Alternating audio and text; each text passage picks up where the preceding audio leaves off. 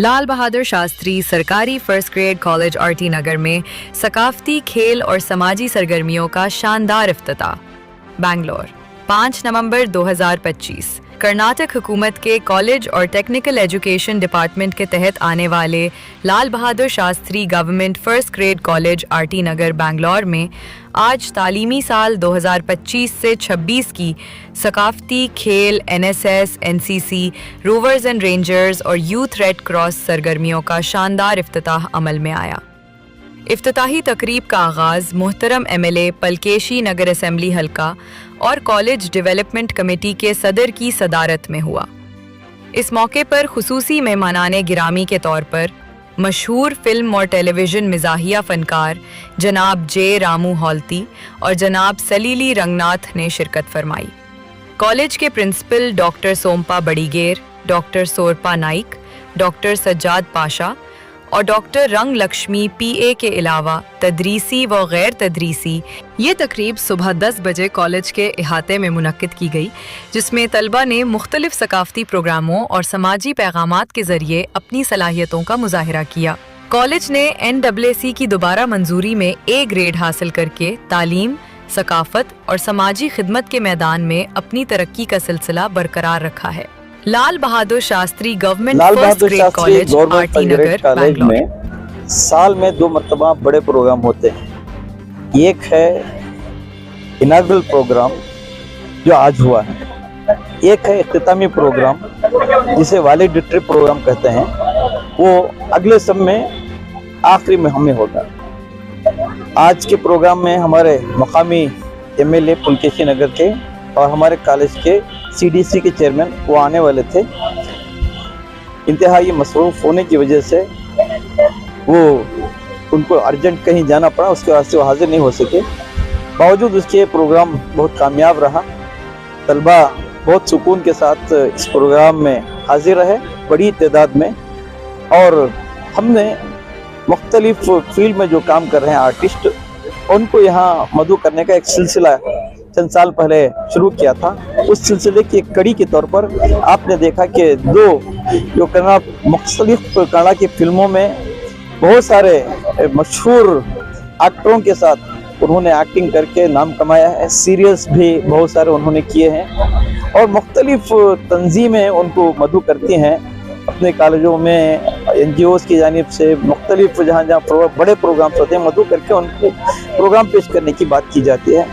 वो आज हमारे कॉलेज को आए हैं हमारी दावत पर। हमारे लिए खुशबख्ती है और फ़ख्र की बात है कि इस फील्ड से भी जो फिल्म इंडस्ट्री है, फिर सीरियल्स जो है मुख्तलिफ मशहूर सीरियल, उसमें काम करने अभी बता रहे थे कि 100 फिल्मों में उन्हें काम किया है। तो हम इसलिए ये मदऊ करते हैं कि तलबा में भी मुख्तलिफ मैदान है, उसमें वो आगे बढ़ सकते हैं। अपनी सलाहियतें जिस तरह की उनके अंदर सलाहियतें हैं, अल्लाह ताला ने हर एक के अंदर एक सलाहियत रखी है, तो उस सलाहियत को इस्तेमाल करके हर मैदान में आगे बढ़ सकते हैं। देखिए उनका प्रोफेशन ही वो अपने कला को पेश करना, अपने आर्ट को, अपने फन को पेश करना, उसके ज़रिए से उनकी ज़िंदगी गुजर रही है और फेमस भी हो रहे हैं, मशहूर भी हो रहे हैं। ये नहीं कि आप कंपनी में ही जाके काम करें। हमारे लिए ये जो हमारे तलबा भी मुख्तलिफ कॉलेजों में जाते हैं, मुख्तलिफ प्रोग्राम में कॉम्पिटिशन्स में हिस्सा लेते हैं। वहाँ मेहंदी के प्रोग्राम होते हैं, स्पीच के होते हैं, एसे राइटिंग के होते हैं और तख्लीकी नज़्मों के होते हैं, उसमें भी हिस्सा लेते हैं और इनामात हासिल करते हैं। तो हर फन में वो मला बने, हर फन उनको आए और उसमें अपना कैरियर वो मुस्तकबिल रोशन कर सकते हैं। ये हमारी जानिब से कोशिश है। आज जो कल्चरल प्रोग्राम है वो कल्चरल डिपार्टमेंट की जानिब से, फिर NSS की जानिब से, फिर यंग ये YRS जो हमारे पास तंजीमें हैं, मुख्तलिफ यूनिट्स हैं, उनकी जानिब से हमारे पास ये प्रोग्राम हुआ और बहुत कामयाब प्रोग्राम हुआ। और यहाँ पर तलबा भी हाजिर रहे, असातिज़ा भी हाजिर रहे और हमारा नॉन टीचिंग अमला भी, मैनेजर हो, सुप्रिंट हो, दीगर क्लर्क्स जितने भी थे वो हाजिर रहे। और आज इस मरतबा के जो कल्चरल सेक्रेटरी हैं डॉक्टर आशा हिस्के, साइकोलॉजी डिपार्टमेंट के HOD हैं, बहुत काबिल हैं। और डॉक्टर मंजू श्री ये कोऑर्डिनेटर हैं, ये पिछली मरतबा थे। और हमारे chief library staff secretary doctor Thimmegowda, और इस मरतबा हमारे लोकेश सर कई साल सर्विस करके डिपार्टमेंट में, अगले साल और चंद माह के बाद वो रिटायर होने वाले हैं, उनकी भी हमने इज्जत अफजाई की है। ये हम एक फैमिली की तरह कॉलेज चला रहे हैं। यहाँ का एनवायरनमेंट ऐसा है कि हर एक महसूस करता है कि हम एक फैमिली में आ गए हैं। यहाँ भेदभाव नहीं है, यहाँ आपसी इख्तिलाफात नहीं है, यहाँ एक दूसरे की टांग खींचने का मामला भी नहीं है, और यहाँ पर जो मजहब के नाम पर फिरका वारियत होती है वो भी नहीं है। हर एक शाने से वाशाना, कंधे से कंधा मिलाते हुए आगे बढ़ रहे हैं और तरक्की कर रहे हैं, और कॉलेज भी तरक्की कर रहा है। हमारा कॉलेज NAC A ग्रेड है, और ऑफिसर्स को, हेड ऑफिस को हो या JD ऑफिस को हो या मुख्तलिफ जो यहाँ पर बेंगलुरु में IAS ऑफिसर्स हो और फॉरेन डेलीगेट्स भी हो आते हैं तो हमारे कॉलेज को भेजते हैं। ये नमूने के तौर पर हमारी कॉलेज है। रूसा ऑडिट के लिए ऑडिट बड़ा मुश्किल मसला होता है, हमारा कॉलेज नमूने के तौर पर पेश किया गया पूरे कॉलेजों के लिए। ऐसा आप एक नमूने के तौर पर इन्होंने जिस तरह हिसाब किताब रखा है पाक साफ, ऐसा आप हिसाब किताब पेश करें। हर मामले में हम आगे हैं, और हमारी जानिए मुख्तलिफ डिपार्टमेंटों की जानिब से, यूनिवर्सिटी से हो, फिर हमारे DC से हो, जॉइंट डायरेक्टर से हो, मुख्तलिफ वो काम दिए जाते हैं। वो काम में बाज़ औक़ात मुख्तलिफ बड़े बड़े कॉलेजों के नाम, ये पेंडिंग है, वो पेंडिंग है, ये पेंडिंग है। हमारे स्टाफ की जानिब से, नॉन टीचिंग स्टाफ की जानिब से ऐसा ताउन होता है कि कोई काम हमारा पेंडिंग है वो नहीं होता है। अभी मैं परसों ही लिस्ट डाला, उसमें कितने कॉलेज के पेंडिंग्स के नाम हैं, लेकिन हमारी कॉलेज का नहीं। ये एक टीम वर्क हो रहा है, जिसकी वजह से हम दिन ब दिन तरक्की कर रहे हैं। यहाँ एक दौर था 450 बच्चे थे, आज 1000 से ज़ायद बच्चे हैं, और ये कॉलेज लहलहाता रहे, फूलता फलता रहे, इसकी खुशबू से हम तमाम मुस्तफीज़ हों, और माशरा भी।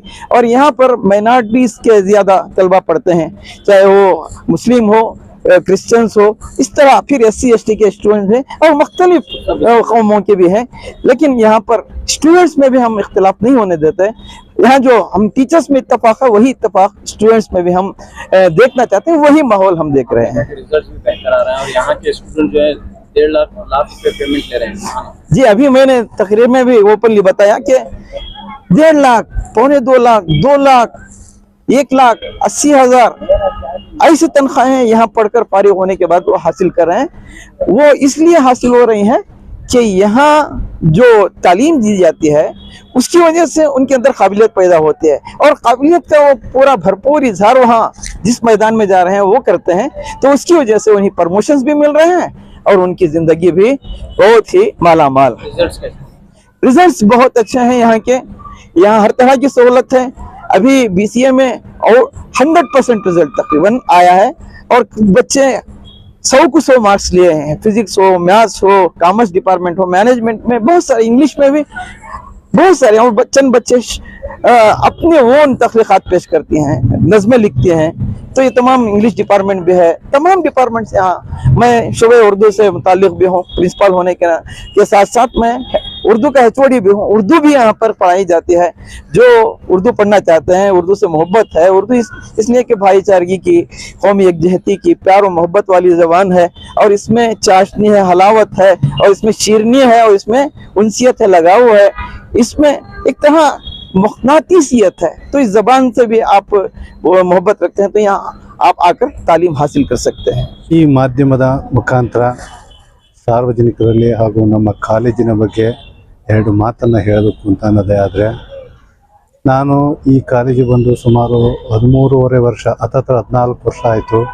14 ವರ್ಷದಿಂದಲೂ ಸಹ ಈ ಕಾಲೇಜಿನ ಒಂದು ವಾತಾವರಣ ಬಹಳ ಚೆನ್ನಾಗಿ ನಡ್ಕೊಂಡು ಹೋಗ್ತಾ ಇದೆ।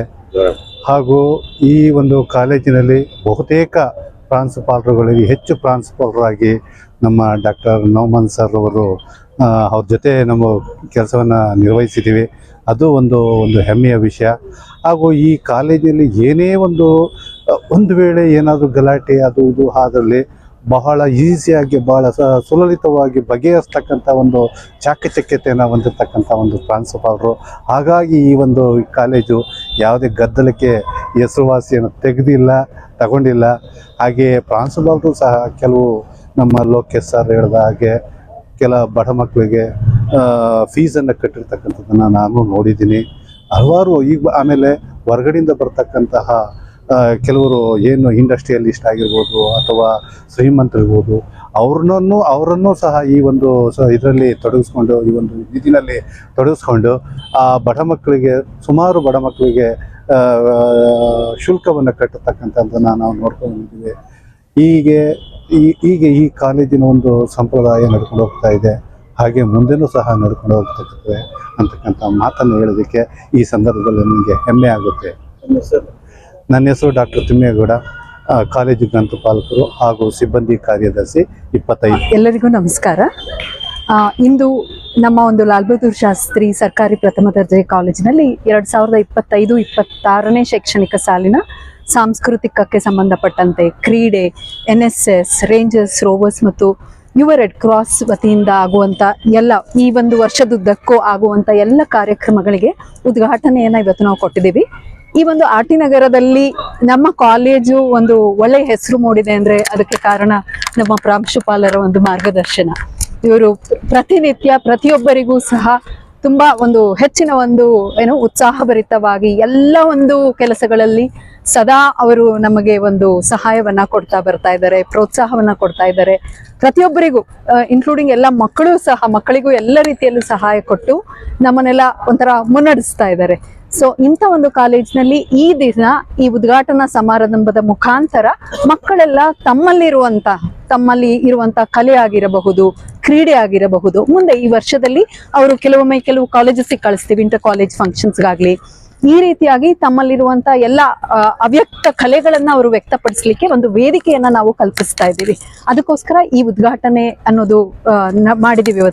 ಇವತ್ತು ಯಾವ ರೀತಿ ಇದು ವ್ಯಕ್ತ ಆಗಿದೆ ಅಂದ್ರೆ, ನಾವು ನಮ್ಮ ಒಂದು ಕನ್ನಡ ನಾಡಗೀತೆಯಲ್ಲಿ ಬರುತ್ತಲ್ಲ, ಸರ್ವ ಜನಾಂಗದ ಶಾಂತಿಯ ತೋಟ ಅನ್ನೋದು ಬಹಳ ಪ್ರಸ್ತುತವಾಗಿ ಇಲ್ಲಿ ಕಂಡು ಬರ್ತಾ ಇದೆ. ಎಲ್ಲ ಮಕ್ಕಳು ತುಂಬಾ ಉತ್ಸಾಹದಿಂದ, ಸಡಗರದಿಂದ ಎಲ್ಲರೂ ಎಲ್ಲ ಕೆಲಸಗಳಲ್ಲಿ ಪಾಲ್ಗೊಂಡು ತುಂಬಾ ಶಾಂತಿಯುತವಾಗಿ ಕುಳಿತುಕೊಂಡು ಎಲ್ಲ ವಿಚಾರಗಳತ್ತ ಒಂದು ಗಮನವನ್ನ ಕೊಟ್ಟು ಈ ಒಂದು ಉದ್ಘಾಟನೆ ನಡೆದಿದೆ ಅನ್ನೋದು ನಮಗೆ ತುಂಬಾ ಸಂತೋಷವನ್ನ ಕೊಟ್ಟಿದೆ. ಇದಕ್ಕೆಲ್ಲ ನಾವು ನಮ್ಮ ಪ್ರಾಂಶುಪಾಲರಿಗೆ ತುಂಬಾ ಆಭಾರಿಯಾಗಿದ್ದೀವಿ. ಧನ್ಯವಾದಗಳು sir. To all, today we successfully completed the inauguration of 2025-26 inauguration program for the cultural activities, cultural sports, NSS, NCC and Youth Red Cross activities under the able guidance of our principal sir, Dr. Manzoor Nauman sir. The success of this function is an explicit indication of the teamwork of LBS family. Our principal, all this we have learned from our principal sir.